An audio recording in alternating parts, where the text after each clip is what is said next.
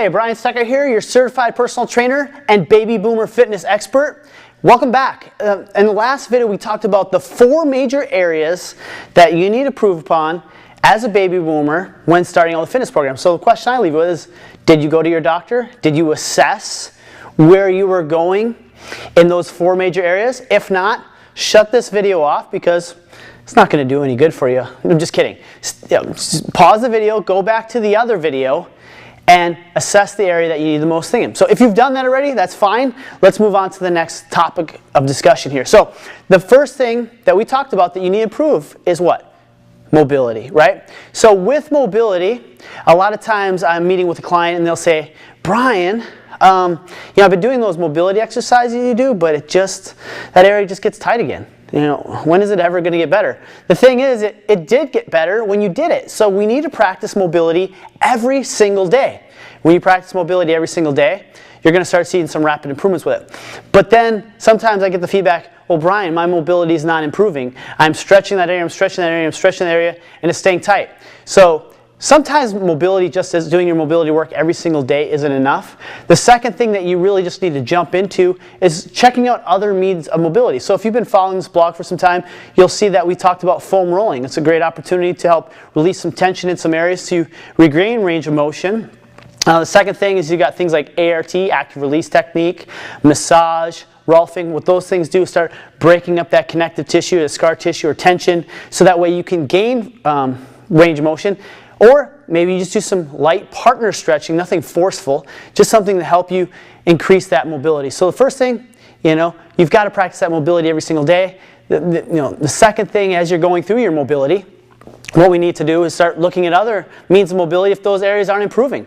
The third thing is, after you've done your mobility every single day, you've been trying other means, test and retest. So an example, I was working with my clients the other day, and he was having a lot of lower back stiffness. So we were going through the major areas that are helping him loosen up his low back. And after we stretched that area out, I asked him, hey, how's your low back feel? Is it still stiff? So we started looking at some other means of mobility. We started looking at using the foam roller, and we used some of the foam roller. We went back through some of the mobilization exercises. How's your back feel? A little bit better. We went through it a third time. Started to get better. By the 4th time, finally, we're starting to get that mobilization, which allowed us then to move into the next step of our workout. So the first thing, do your mobility every day. Second thing, try those other means. And the third thing is test, make sure that things are going. So the action item I have for you today is I want you to assess your mobility. So how you assess your mobility is go meet with a professional. Go meet with a personal trainer. Most of the personal trainers out there, if they're a good one, will do an assessment with you. And this is the deal. The different assessments you want to look for is a squat assessment. Will they do a squat assessment with you? The second thing, there's a functional movement screening that they can do with you. Or just go through some different exercises that you want to do that day. Test it out with a very low weight, see what your mobility is in that area. And if that area is tight or you can't go through the full range of motion, that's an area you need to mobilize. So I'm going to leave you with this question. 1. What area are you lacking mobility? And the second question is, what are you going to do about it today? So leave a response below, a comment below, of what areas are tight for you so I can come up with some future videos for you, some free content that's going to help you rapidly increase your mobility.